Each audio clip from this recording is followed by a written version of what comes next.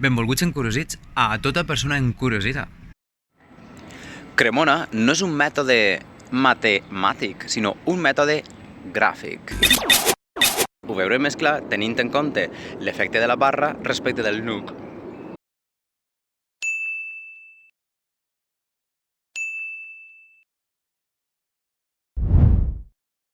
Estructura aportada per l'enunciat.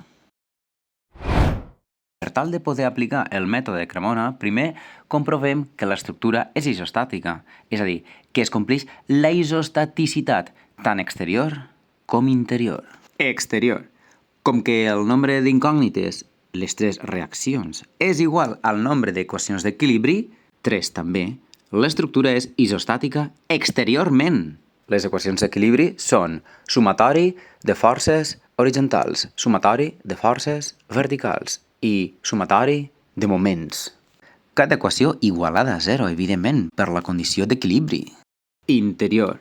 B, que és el nombre de barres, és igual a 2 per n menys 3. N és el nombre dels nucs. Com que la igualtat és certa, l'estructura és isostàtica interiorment també.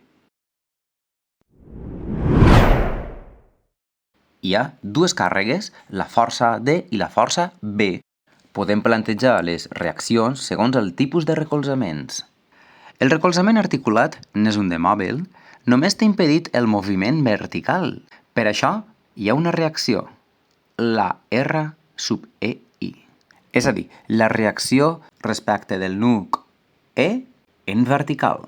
El recolzament fix impedeix el moviment horitzontalment i verticalment, per la qual cosa hi ha dues reaccions, la R sub AX i la R sub AI.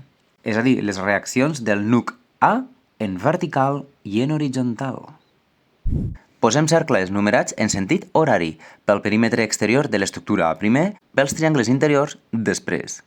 Cada cercle numerat exterior representa el principi d'una força o d'una reacció.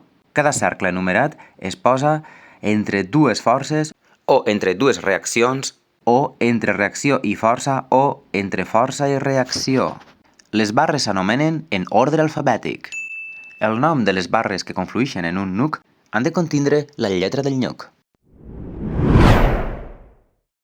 Cada tensió de barra l'anomenarem T majúscula amb subíndex el nom de la barra en qüestió, en ordre alfabètic. Cada tensió de barra és un vector i, per tant, ens donarà la informació de la longitud que es mesura amb un regle sobre el paper, la direcció i el sentit.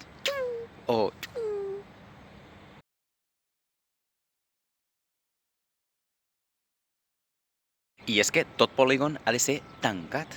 Tancat vol dir que comença i acaba al mateix punt. És a dir, és com una ruta circular. Comença i acaba pel mateix punt. Desplaçament igual a 0. 0. 0. 0. 0. 0. Ei, hi ha una restricció de recorregut de polígon tancat, i és que un polígon tancat es recorre sempre en el mateix sentit. Les fletxes totes apunten en el mateix sentit. O, depèn del cas. L'enumeració dels cercles exteriors a l'estructura serveix per a construir el polígon de forces exteriors.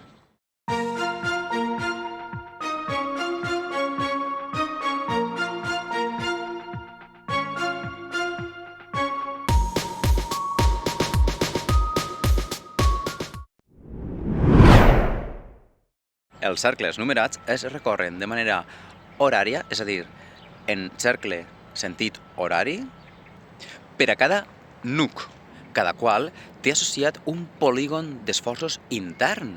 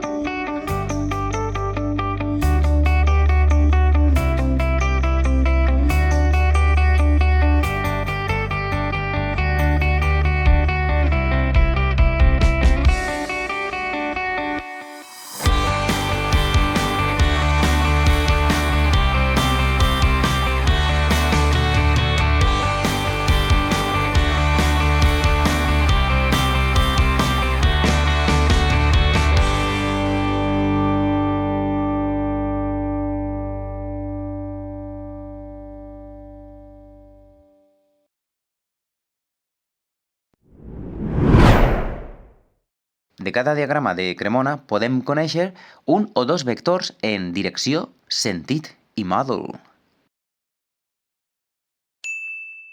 Podem observar que tots els diagrames de Cremona comencen i acaben en una càrrega o reacció. Això és, en una part del polígon exterior de forces.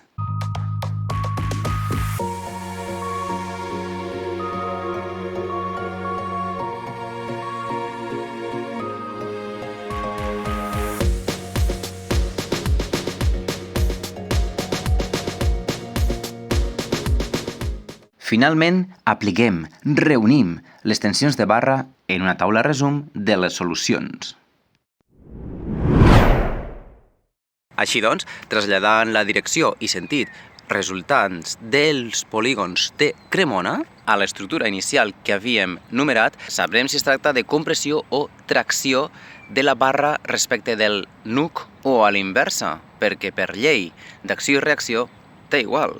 Ho veurem més clar tenint en compte l'efecte de la barra respecte del nuc. I així és com sabrem el valor de la tensió de cada barra i si és de compressió o de tracció. Sense haver-ne fet cap ni un de càlcul.